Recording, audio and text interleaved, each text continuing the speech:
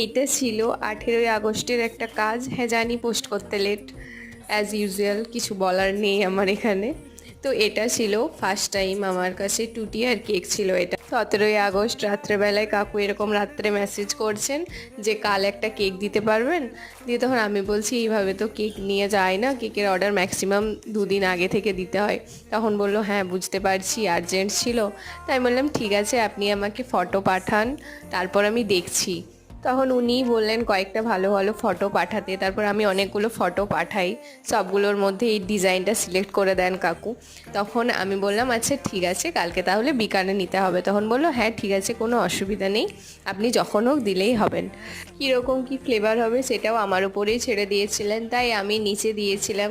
নিচের লেয়ারটাতে আমি ইউজ করেছিলাম স্ট্রবেরি, আর ওপরের লেয়ারটাতে ইউজ করেছিলাম ব্লুবেরি, যাতে দুটো ফ্লেভারই থাকে। ছিল ফুল কাজ। তোমাদের কেমন লাগলো অবশ্যই জানিও।